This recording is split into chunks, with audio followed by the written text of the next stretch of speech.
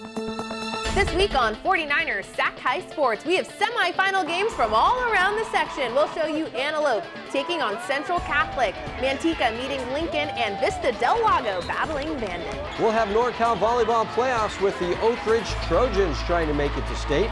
We jump into the pool for NorCal water polo playoffs, including Dixon and Ponderosa, plus the story of the Sheldon cross-country runners and how they handled the loss of their beloved coach. 49ers Sac-Hi Sports starts right now.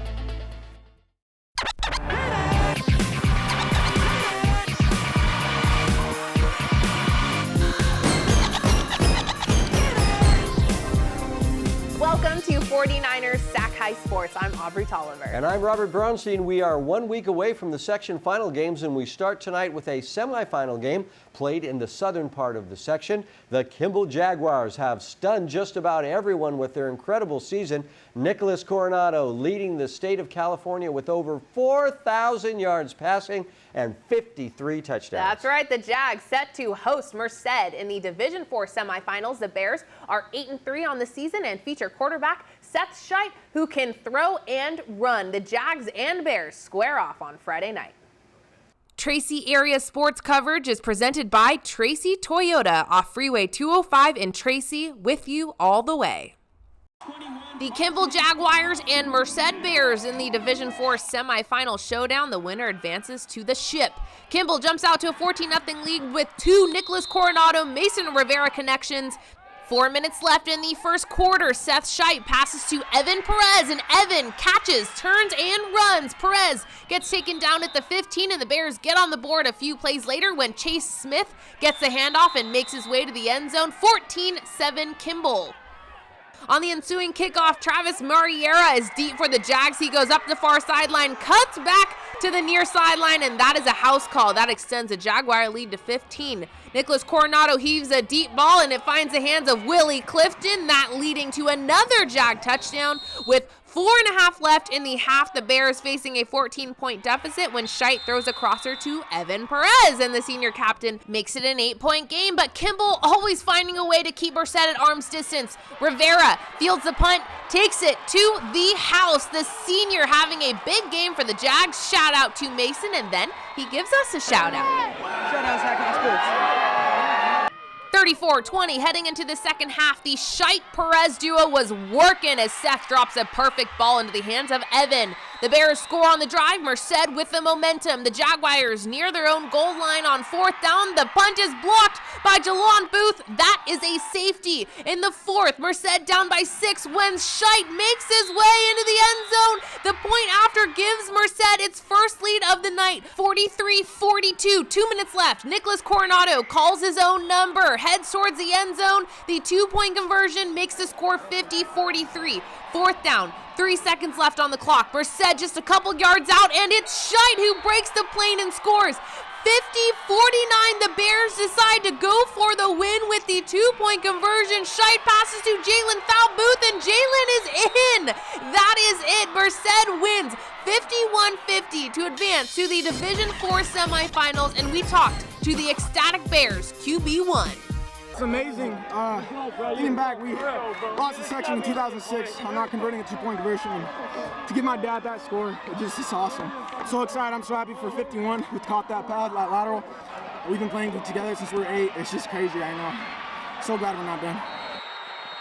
Elk Grove hosting Monterey Trail in Division II semifinals. The winner advances to play in the championship game next week. Elk Grove has the first possession of this game. Zeke Burnett bouncing it off to the outside. He takes off down the left side of the field, manages to stay in bounds, and finds himself into the end zone to get Elk Grove Herd on the board first in this one. Monterey Trail trying to answer back. They find themselves at the 5-yard line. Ali Collier powers his way into the end zone to put the Mustangs on the board. Game now tied at 7. Elk Grove march down the field but have to settle for a field goal. Monterey Trail trying to get a lead at the start of the second half. Quarterback Frank Archui gets chased out of the pocket, throws this one towards the end zone, but it's picked off by Angelo Gonzalez. It will be Elk Grove ball at the 20-yard line. Ethan Archuleta takes the snap, decides to take it himself as he goes sprinting towards the right side of the field, and he gets tackled as the ball comes loose. Monterey defenders are all over it. They're going to get possession of the ball and go right back to offense. This ball is handed off to Ali Collier, who slips past the defensive line and shakes off defenders. He's off to the races, but they are able to tackle him at the 15-yard line. But here comes Collier again as he rams his way into the end zone for his second touchdown of the night. Elk Grove is back on offense. This ball is pitched, but the pitch is fumbled. This ball is bouncing around, just waiting for someone to fall on it, and the Mustangs eventually do. They now have the ball in the red zone. Ali Collier gets the handoff again, follows his blockers towards the end zone, and falls in for a touchdown. That's 3 touchdowns for him tonight, and he says hello to the camera. Hello to you too, Ali. Elk Grove has the ball with the clock ticking down and down by 2 scores. Ethan Archuleta throws this one to Gio Bellicci, who goes into the end zone for a touchdown. Unfortunately for Elk Grove, it's not enough as Monterey Trail beats Elk Grove 27-23. Parker Ream coming to you from Oak Ridge High School, where a trip to the D1 CIF State Championship was on the line. The Trojans sticking on Hillsdale, and in the first set, the Knights led the charge. Rihanna Liu sets up Vivian Gilbert for the kill. Hillsdale starting off fast, but Oak Ridge wouldn't go away, because on the next point, it's Natalie Kolfescu the dig to Molly Acevedo and Abby Hoiberg on the end of it to send that one home. Oak Ridge down 13-16, but the Trojans trying to steal back the momentum. This will do the trick. Leilani Yang, the no-look, catches the Knights off guard. See what I did there? But Hillsdale was determined on the road. Jessica Dean, the captain, gets on the end of this one. Then we fast forward to set point. Raina Hoppy looks for the kill. The dig by Victoria Vanos leads to a 50-50 ball at the net, and Rihanna wins that battle. First set goes to the Knights 26-24. We head to the second. Knights keeping their own momentum. Dean to Lou, and Victoria's on the outside for the kill. They keep that connection going at 17-13 now. Lou to Vanos once more. Combo was working all night long, but just like the first set, Oak Ridge wouldn't go away easy. What a diving dig right here by Natalie Kolfescu, Emily Child to Madison Walker and Hoiberg. Looks like Madison maybe got the tip right there, and the Trojans hanging in there, but Hillsdale had it going Tuesday night. Give me Rihanna to Jessica, and she puts it into open space. Knights take the second set. In the third, McKenna Town to Yang to Walker, and that combo works to perfection, but Hillsdale's Jessica Dean was on a mission Tuesday night. Raina Hoppy, her kill gets dug out, and Dean takes matters into her own hands. Part of her game-high 16 kills. Knights move on, but congrats to Oak Ridge on a terrific season and the 7 seniors on the team that played their last volleyball game in a Trojan uniform. We've just bonded so much over these last 4 years, and I don't know what I'm going to do without him next year. I think they should just know that nothing's going to break this bond, and they're going to be seeing us together for the next 10 years. Time now for the Players of the Week. These players are chosen for their standout performances from games played last week. Our first Player of the Week is Adam Barrera from Ripon. The Indians defeated Pioneer last week to make it to the Division V semifinal game. Through the dense fog, Adam racked up 239 yards on 11 passes and 3 touchdowns in the win. We will see the Indians face Escalon in our next segment. He was ripping through the fog. Our second Player of the Week is Demarion Williams from the Antelope football team. Demarion and his Antelope Titans defeated Whitney last week to advance to the Division II semifinals. The junior receiver caught 5 passes, 2 of them for touchdowns, and tallied up 169 yards. Adam Barrera and Demarion Williams are this week's Players of the Week. Stanford Healthcare brings us important tips so athletes can perform at their very best. Here's Dr. Stephen Weiss with this week's Stanford Health Tip. Most people who play a contact sport, particularly football, have experienced a stinger or burner at some point. This is also referred to as dead arm syndrome. Getting a stinger puts you at a 3-time risk for having another one in the future. Stingers are most commonly caused by a direct blow to the shoulder or head, which causes stretching of the nerves. It usually presents as temporary tingling or numbness in the arm, but can also present with weakness, usually in the muscles of your shoulder or your bicep. Symptoms usually resolve within a couple of minutes, but can last much longer. You can return to play as soon as symptoms have completely gone away and you have full strength and normal range of motion. Coming up, our first SunPower Electric game, league rivals Ripon and Escalon meet in the Division V semifinals. Then highlights from the Division II NorCal water polo match with Dixon and Ponderosa when 49ers. Sac-Hi Sports returns.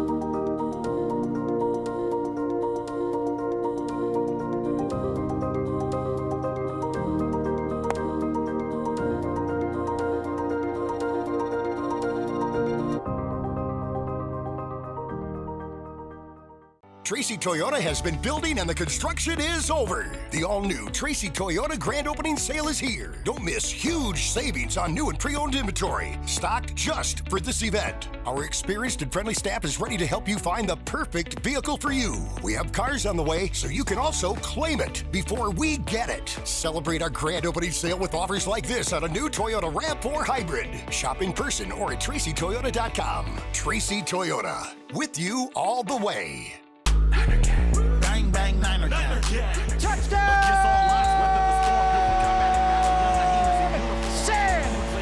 Francisco! We gon' get out what we got mad at. Many have tried, but many have failed. The 49ers got the livest fans in the NFL. I tried to tell them we back and we never left and we got heart. Levi Stadium starting to feel like Candlestick Park. Who are we? Bang, bang, Niner gang. Niner gang. Bang, bang, Niner gang. Niner gang. Bang, bang, Niner gang. The Ripon Indians are looking for a little more than just a trip to the section finals with a win on Friday. They are looking for revenge. The 5th-seeded Indians square off against league champion Escalon in a do-or-die game. The Cougars beat Ripon 21-7 in the regular season to be crowned Trans Valley League champs. Now the 1 seed in Division 5, Escalon looks to do that again in our first SunPower Electric game. Our Parker Ream was there.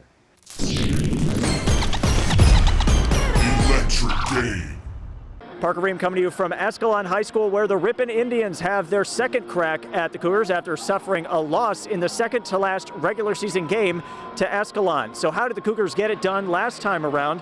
Well, on October 22nd, Riker Peters led the charge with over 100 yards on the ground, and the defense forced 4 turnovers, including a pick 6. If Ripon is going to get this done, they'll have to rely on their running attack led by Jack Manning and take care of that football.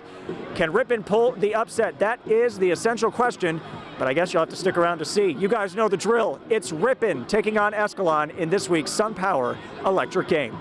First quarter, Ripon said they were ready for Escalon, and they came out Friday night hot. Adam Barrera finds Nolan Young for the spectacular catch in traffic. That would set up Ripon, and Jesus Ochoa drilling this field goal to put the Indians on top 3-0. Escalon would respond, though. Donovan Rosevink drops back and connects with Matthew Baptista for the 40-yard gain. Cougars in business now. Then, from 20 yards out, Donovan looks to his left, can't find anything, so he comes back to his right, and Logan Anderson is wide open. Escalon up 7-3. Second quarter we go. A low punt from Alfonso Gonzalez takes one bounce and is fielded by Jack Manning, who has the green light. I had to speed it up because he is gone. A house call. The guy I mentioned in the intro, funny how that happens. 10-7, Ripon now, but Escalon would give it right back with the other guy I mentioned earlier. Riker Peters shakes the defender right here, and he is off to the races. Speed kills, and Riker was killer tonight. Touchdown Cougars. They took a 17-10 lead into the half. Third quarter, Ripon trying to tie things up. Barrera drops back, looks across the middle, but Tyler Medina is there for the interception. A nice play by the senior sets up the Cougars. Fast forward to the fourth. Cougars up 20-10. It's Peters again, takes the handoff and bounces it to the outside. He's loving it. 27-10. Escalon is rolling. Later in the fourth we go. They just keep adding on to their lead. It's Rosevink to Owen Nash, who comes down with the 50-50 ball. You can just walk it in from there. 34-10, Escalon leads. It's pretty much wrapped up at that point, but you know I love a dagger to close out the football game, and Javier Gutierrez provides it. The interception seals the deal. Peters leads Escalon to another win with 168 yards on the ground and 2 touchdowns. We're not done yet. We still got the section championship to go to. Scoreboard talks. I mean, you can look up there, 34-10. We wanted it more at the end of the day. You know, they fought hard, and I respect them, all of them, for that. But someone's got to win, someone's got to lose. In Stockton with the SunPower Electric game, I'm Parker Ream for 49ers Sac-Hi Sports. Brian Mueller here at River City High School Tuesday night for a first-round state playoff matchup between Ponderosa and Dixon. The D3 section champ Rams picking up right where they left off. Caitlin Morse to Emma Morse. The Morse the merrier, and Dixon up 1-0 in the second quarter. Later in the quarter, Ingra Simpson gets it to Caitlin, and a lot more where that came from. She gives the Rams a 2-0 lead. Final seconds of the half now. It's the goalie. And hold the phone, she's got a cannon. Brianna Humphreys fires and scores. She does that from time to time, and Dixon feeling good, up 3-0 at the half. To the third now, Emma Morse to Simpson, and it is 4-0 Dixon. More than enough support for Humphreys, who can stop him just as well as she can score him. Dixon wins it 4-0. I asked Brianna after the game if the goal or the shutout was sweeter. Honestly, probably the shutout. I mean, that doesn't happen a lot. Knowing that we only scored 4-0, I mean, that's a great honor to us, and so it was pretty amazing to shut out. We start out basketball season coverage with Elk Grove facing Manteca Saturday. DeJean Law Jr. passes to Carlos Zepeda, who nestles into the corner there and lands the three for the first points of the season. Elk Grove makes it an 8-2 game when Grant Galanka dumps it off to Lott Jr. and the senior kisses it off the glass, but the Buffaloes respawn. Justice Chase drives to the rack, floats it up, and gets the foul. The Buffs trying to take advantage again, but Lott Jr. says absolutely not. Look at that mean mug. Ooh, scary. Manteca facing a 7-point deficit in the second quarter when Matag Maroc nails the triple. 24-20 Herd, but Elk Grove goes off before the end of the half. Jordan Hess landing the three ball from the elbow. Then it's Galanka driving, taking two big steps before laying it in. The score is 38-22 Elk Grove at the half. Ramesh Kabiri makes a spin move, drives up the middle before landing the floater for the first points of the second half, but the Herd's Amir Britton was about to have a big second half. Amir lands the long three there. Manteca playing hard from first whistle to last. Justice Chase goes up and under for 2 of his 10 points of the game. He matched a team high with this guy. That is Noah Lyons with the 3 shot. But this game stayed in the hands of Elk Grove as Britton lays it in with the left hand for his game-high 13, and the sophomore Vinny Gonzalez tacks on 3 for good measure. Elk Grove wins its first game of the season 68-46 with a win over Manteca. Coming up, this week's inspirational feature story, the cross-country team from Sheldon High School. But first, take a look at our Sac Joaquin section girls volleyball top 10 poll.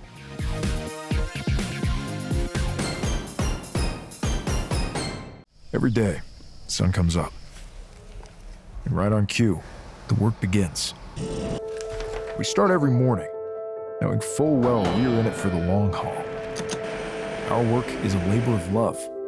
No task too small, no moment uncherished. And although we're not often thanked, we rest knowing that our work is making a brighter future. This is more than milk. Right now, my electrical bill is about $10 a month. This is definitely one of the best investments we did in our house. All over the country, people are taking control over their electric bills by going solar with SunPower. We offer the most efficient, durable panels on the market, so you can see a return on your investment every month. I was paying $220 a month. Now I pay about $22 a month. Right now, 49ers faithful get a $1,000 Visa reward card from SunPower. Go online today.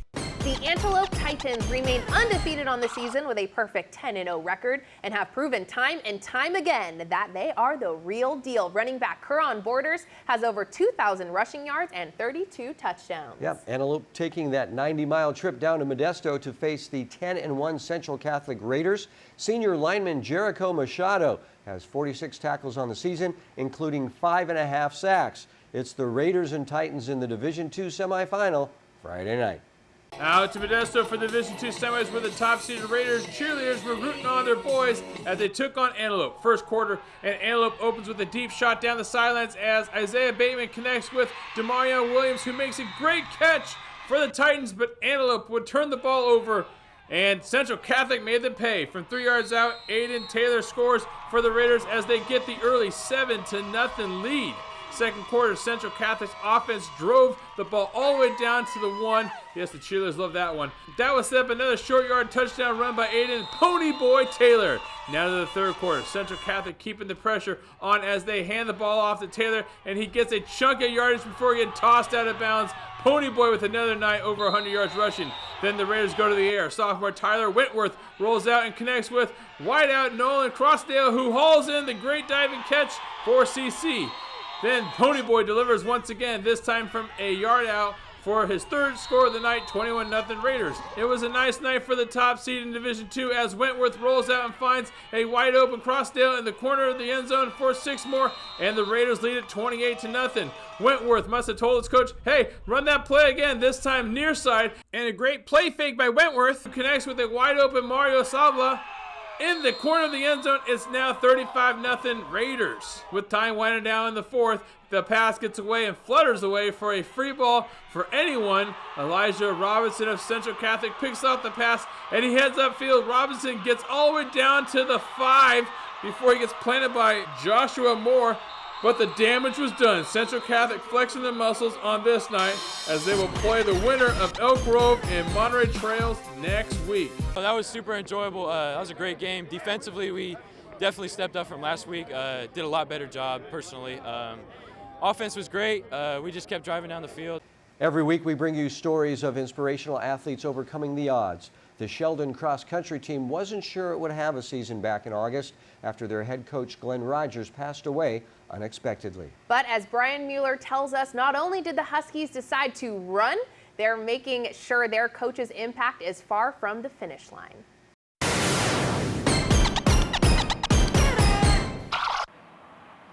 Running is one of those things where you can just relieve all your thoughts, and if you're feeling upset, angry, whatever, like it's just a way for you to relieve any stress. Something that has been much needed for Ashley Offord and the rest of the Sheldon cross-country team. Running has been an escape ever since that day in August. We got an announcement saying like, oh, all cross-country runners go to the cafeteria right after school. The second I stepped into the cafeteria and I see like the principal, a couple counselors, some teachers, and I didn't see him, a part of me already kind of was like shattered because I knew it wasn't going to be something good if he wasn't there. He is Glenn Rogers, Sheldon's beloved cross-country coach. He passed away unexpectedly on August 30th at the age of 70. The second that they told us, like, it was just complete disbelief. I completely broke down along with everybody else. Like, it was just really hard just hearing that, just knowing how 1 second he was there and then the next he was gone. Glenn Rogers was the only cross-country coach in the school's 24-year history. His legacy cannot be quantified just by his runners' times or medals won, but also by the impact he had on so many Sheldon students. He was amazing, man. He was just so dedicated to us, and like, he knew all of us. Kids from like 25 years ago, he knows everybody's name. He affected so many people in like the best possible way. He was like that person for a lot of people in high school that like they could go and have a safe place after school. Coach Rogers would also buy running shoes for his kids that didn't have them. He was always willing to go the extra mile for his runners. He cared, which made the thought of having a season without him all the more difficult. But then the team remembered one of his favorite sayings. Those who endure conquer, and that's just kind of what also words have been carrying us through that season. Like, he would put that on the back of all of our t-shirts and like always say that to us. And so like that, like those who endure, like we're gonna keep pushing through this. Because that's what their coach would have wanted, for them to endure, to keep running. So through their tired legs and heavy hearts, that's what the Huskies did. They ran for Coach. We'd be running and like we'd get to a place where our coach's truck would be and we would all like start crying, and it's like, okay, we got to keep going. Like this is like we're running with a purpose. Like there's a reason why we're here. We had this saying, you run for Coach, right? Our very first meet after the whole thing went down, one of my captains was like, run the way Coach would want you to run.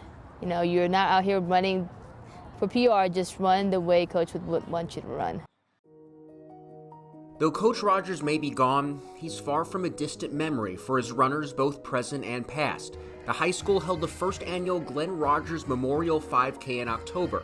Alums from as far away as North Carolina came to run for their old coach. Looking at our lives, like, oh yeah, he impacted us, like we're the living students that are like right now, but then seeing all those kids from like many, many years past, like come and see how much he affected their lives, it's just crazy to me. Like, he had such a wide reach. I think it's a way to let his family know how much he's impacted the community.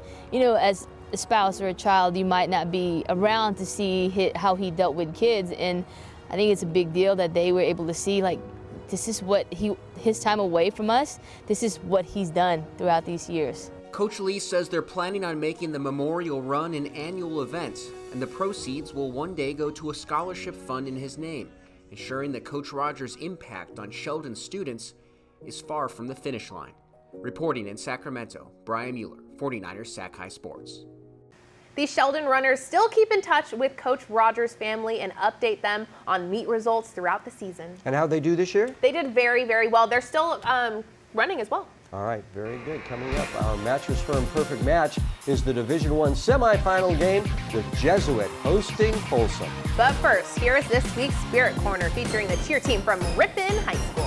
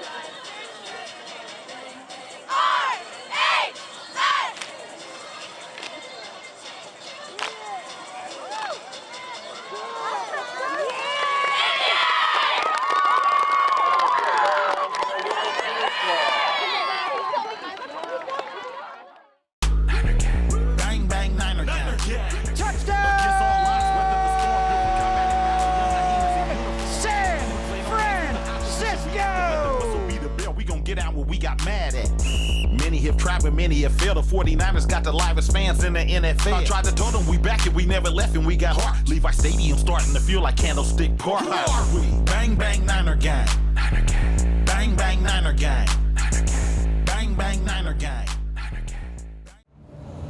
We've got a problem, America. Junk sleep. It's what you get from a bed that isn't right for you. Keep calling Kevin Keith. Junk sleep. Left your laptop on the bus? Junk sleep. Can't straight think? Slunk Jeep. What you need is real sleep. So maybe it's time to ask yourself, did you get out of the wrong side of bed this morning? Or the wrong bed altogether? Mattress Firm. Unjunk your sleep.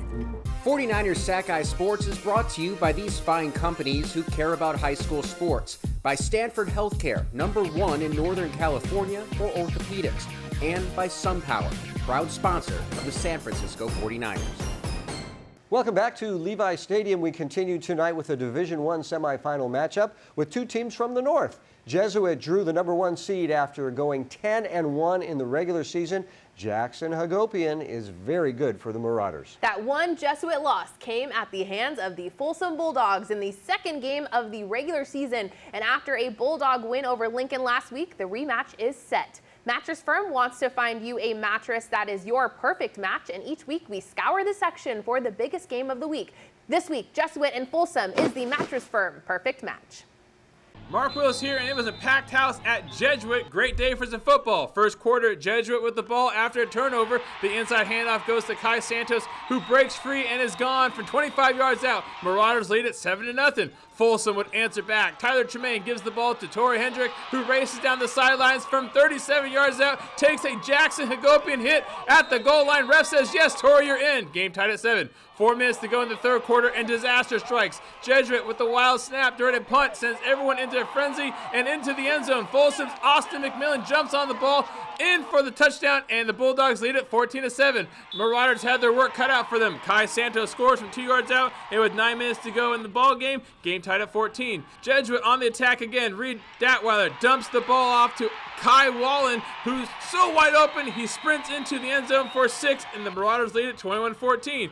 Under 2 to go. Folsom had to work quickly. Tyler Tremaine escapes trouble. Looking, and finds his big tight end in the back of the end zone. Walker Lyons hauls in the tying touchdown. But wait! Folsom decides not to kick the extra point and to go for 2.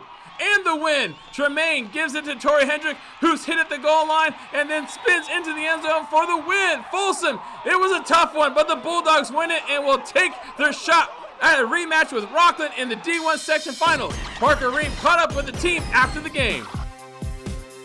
Parker Ream coming here from Jesuit High School with the Folsom Bulldogs. They came out with the win week 1. They got it done again.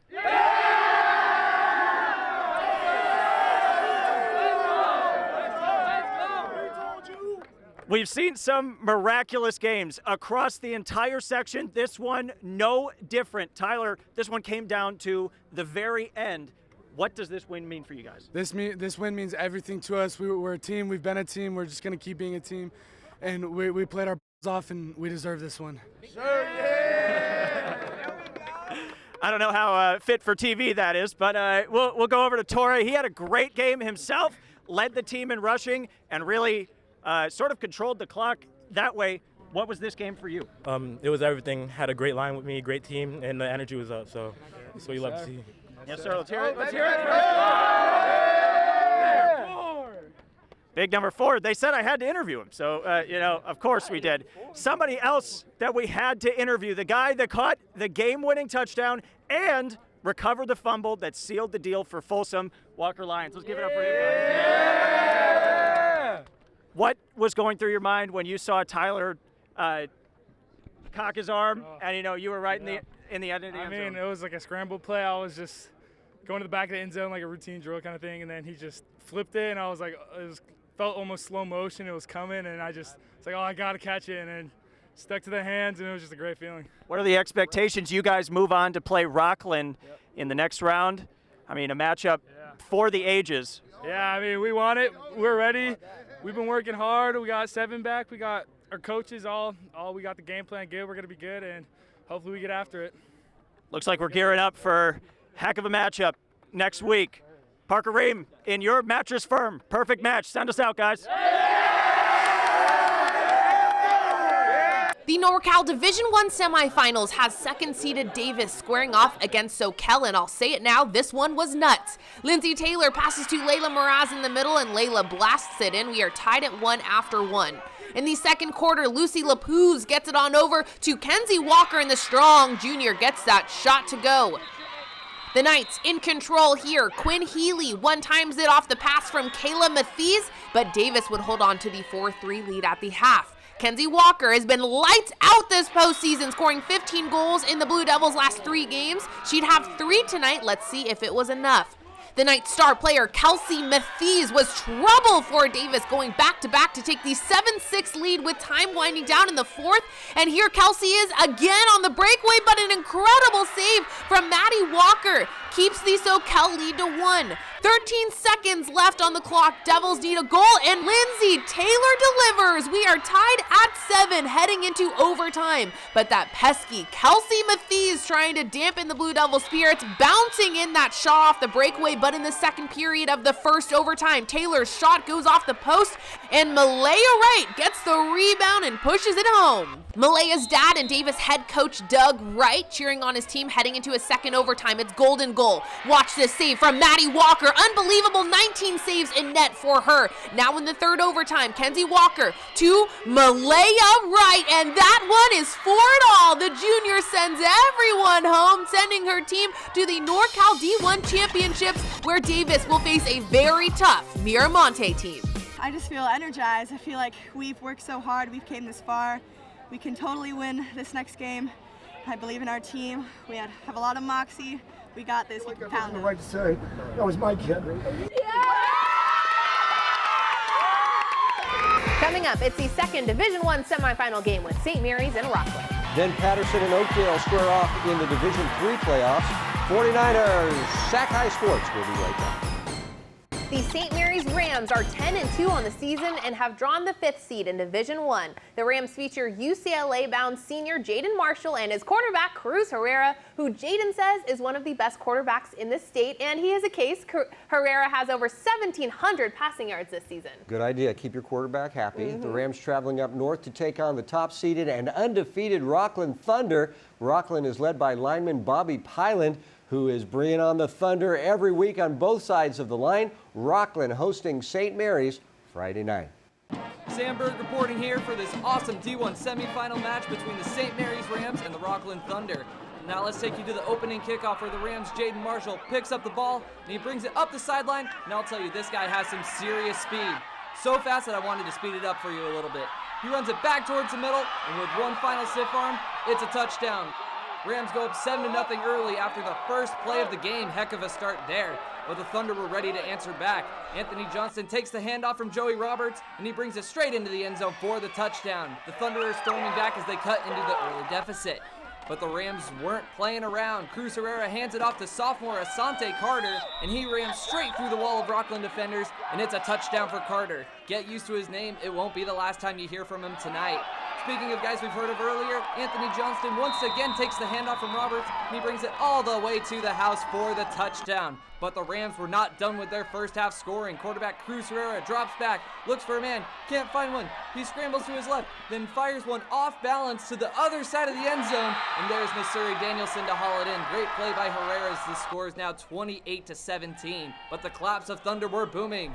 Quarterback Joey Roberts fires an absolute dime downfield, and it finds the hands of Nathan Kent, and he blows past the double coverage, and it's a touchdown for the Thunders. They're staying neck and neck with the Rams, showing this game is far from over. But the Rams have an answer, and it's once again in Asante Carter. I told you his name would come up again. Touchdown for the Rams as they keep adding on to their lead.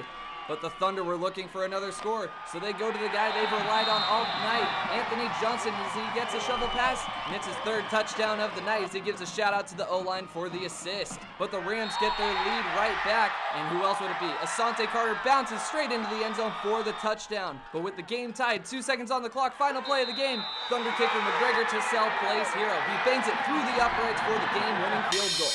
Rockland wins this one 51-48 and advances to the Division I championship match on Friday. Nick Pecoraro at Lincoln High School, Green Buffaloes and Fighting Zebras. Oh my. Lincoln, Manteca fighting for a shot at a section title. Here we go. Two big-time players, Blake Nicholson and Jordan Wagner, just colliding head-on. Lots of those types of plays in the first half, but here comes Lincoln. QB Johnny Bowser keeps it for himself for a big 20-yard gain. That gets his kicker Jaden Holm in line for a 31-yard field goal, and the Zebras go up 3-0 in the first. But Manteca coach Mark Varnum said this week he was going to keep feeding his big dog, and that's Blake Nicholson. Blake scrapes the plate with this 9-yard score. It's got to be the hair. Lincoln blocks the kick to keep it at 6-3 at halftime. But Manteca has another solid running back in Leon Colon. He takes off for a big 50-yard pickup, and that sets up this play. We've seen this one a lot in these playoffs. The double pass, Hudson Wyatt to James Dennis in the flat to Garrison Reese in the end zone, and the Buffs pick up the 2-point conversion to go up 14-3. Lincoln trying to climb back in this one. Bowser avoids the sack and flings it down to Jaden Holm, who escapes a tackle and takes on a herd of Buffaloes all by himself to pick up the first down. Great effort there by the senior, but the Buffalo defense stalls the drive as Christian Ray and Dominique Alvarez get into Lincoln's kitchen and make themselves a sack lunch. To the fourth now. Nicholson asks for a second helping of touchdown souffle, and he gobbles that up too. 21-3 Manteca. After a third defensive takeaway, here's the dagger. Wyatt hits Nicholson in the corner for 6. Buffaloes go on to win 28-3, and for the 9th time in the past 20 seasons, Manteca is playing in the section finals. Blake Nicholson, what's that bus ride home going to be like? Oh, I can already tell it's about to be hyped. Everybody going to be jumping around. We're going to be playing music in there, and it's going to be good. Our defense really shut them down, only to field goal, so if we just keep that mentality up on defense, then we should be good all the way through. Each week we present the Scholar Athlete Award. This week's Scholar Athlete Award goes to Darian Leon Guerrero from Vacaville High School. Darian is fantastic on the field. The senior athlete sports a 4.0 GPA and is being recruited by top academic schools. Coming up, Vista Del Lago and Vanden play for a shot at the Division IV championship. But first, here's this week's Cal Hope mental health tip. The best call against the pandemic is to wear a mask or face shield in public. You can play a role in stopping the spread by following the guidelines for social distancing and washing your hands often. We're all on the team to stop COVID-19. You can make a difference. Don't wait to put an end to junk sleep. Shop Mattress Firm's Black Friday sale and wake up a better you. Save up to $500 when you get a king bed for the price of a queen or a queen for a twin. Plus, get a free adjustable base with qualifying Sealy purchase up to a $499 value. Or shop Tempur-Pedic, the most highly recommended bed in America, and save up to $500 on adjustable mattress sets. Only at Mattress Firm, the official sleep partner of the San Francisco 49ers. The more we learn about COVID-19, the more questions we have. The biggest question now, what's next? What will COVID bring in 6 months, a year? If you're feeling anxious about the future, you're not alone. Cal Hope offers free COVID-19 emotional support. Call 833-317-4673 or live chat at calhope.org today. We got next, we ready to flex, we're ready to rock, headed to the top. We got next, can't settle for less. I'ma need your best, so give it all you got. Kennedy Schonauer makes space with 4 defenders around her and fires from 31 yards out and hits it perfectly. Can't settle for less. I'ma need your best, so give it all you got. We got next. Number 1, numero uno, front page in the news. Yeah, now you know. For the win, blood, sweat, tears in the gym, harder than the rest. The Vanden Vikings put up 69 points in their quarterfinal game with Dixon last week and look to take that momentum into their semifinal game against Vista Del Lago. The Eagles are 8-3 on the season and the 3rd seed in Division 4. Vista Del Lago taking on 2nd-seeded Vanden in our second SunPower Electric game tonight. Our Brian Mueller was there. Electric game.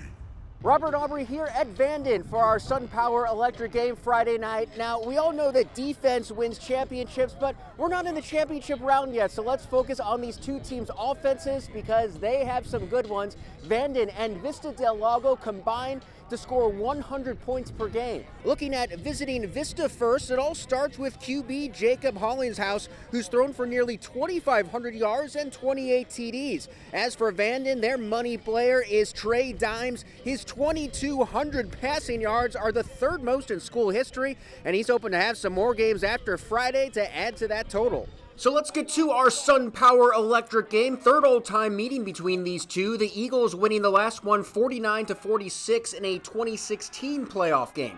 We'll pick things up with the Vikings up 10-0 in the second. Dimes put in a little arc on this one. Michael Belk on the other end, 17-0 Vanden. Later in the quarter, the Eagles get it on the board when Hollingshouse fires one to Matt Long. Vanden going for the strip, but Long keeps his balance and finds the end zone. It's 17-7.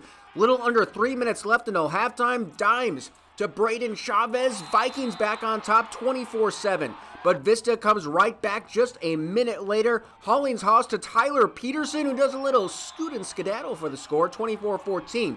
The Eagles will get the ball back before the half, trying to make this a one-score game, but Amarion York puts a stop to that, and Vanden takes a 10-point lead into the half.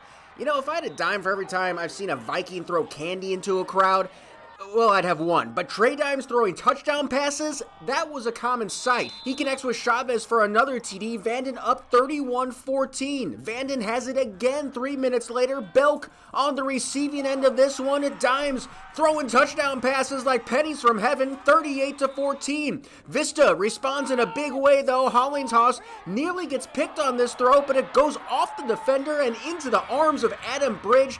80 yards, and Vista's still in it. But on the ensuing kickoff, it's a little pop-up kick, and Jamay East taking it north to south all the way for Jamay, and that would just about do it. The Vikings know a thing or two about ships, and they're going to it. 67-27 the final. They will face Merced for the D4 title Saturday at St. Mary's.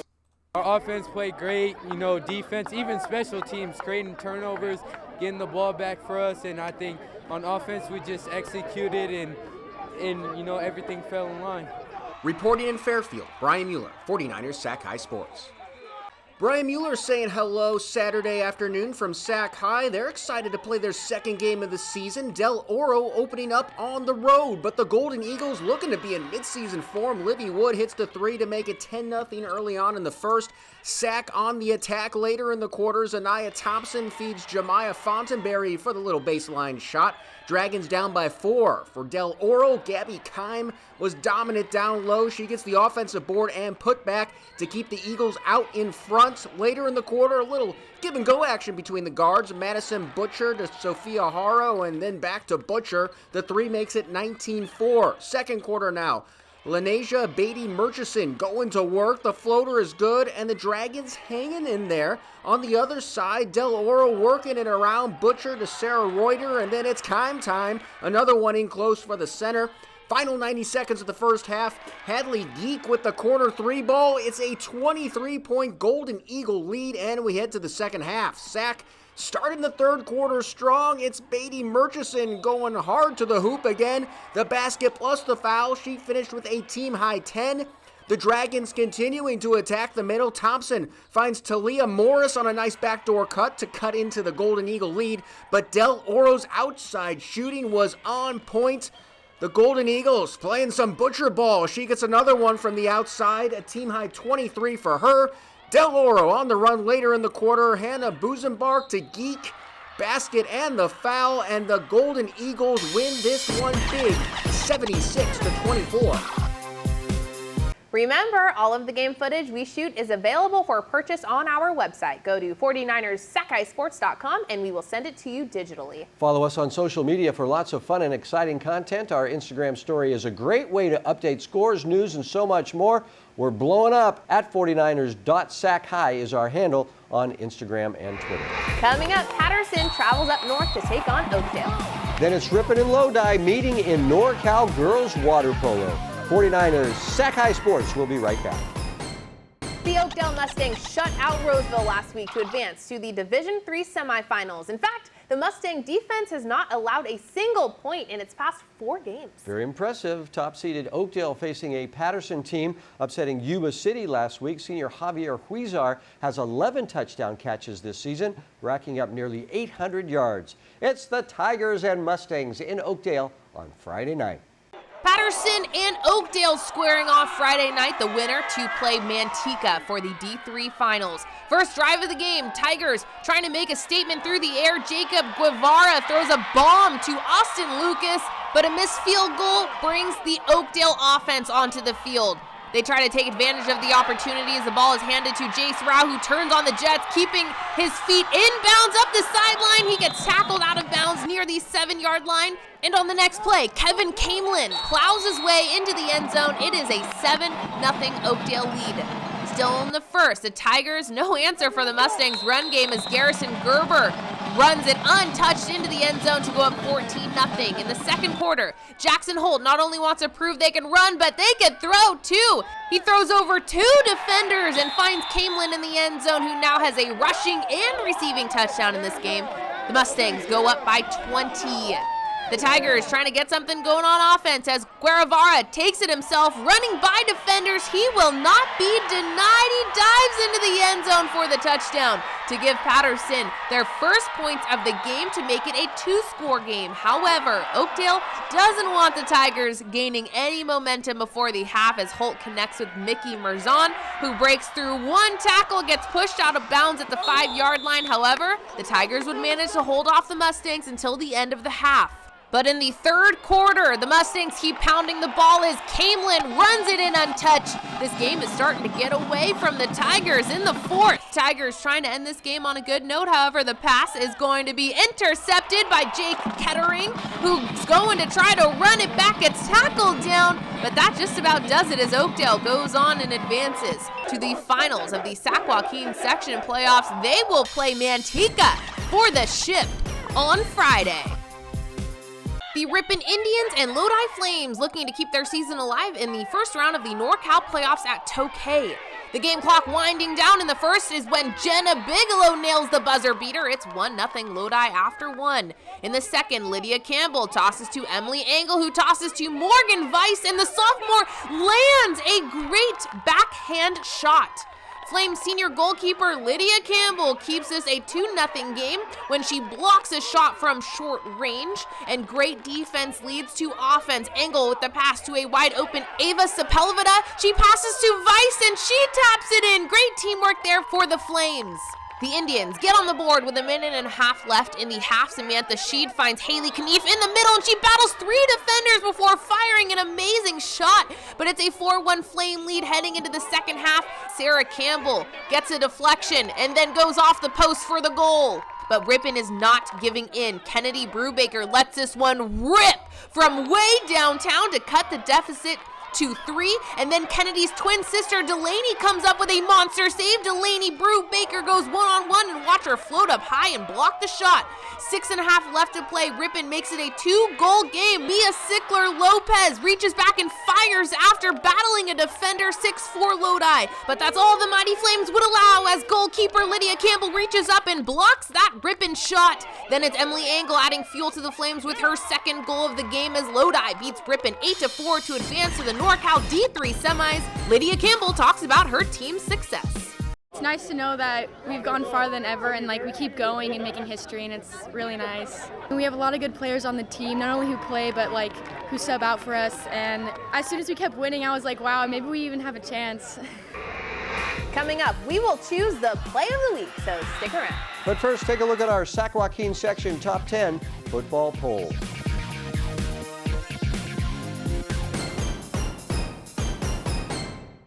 Time now for the play of the week. Our Mark Willis will show you some contenders first and then award the play that we all thought, sitting there judging, was the best of the best in this week's play of the week.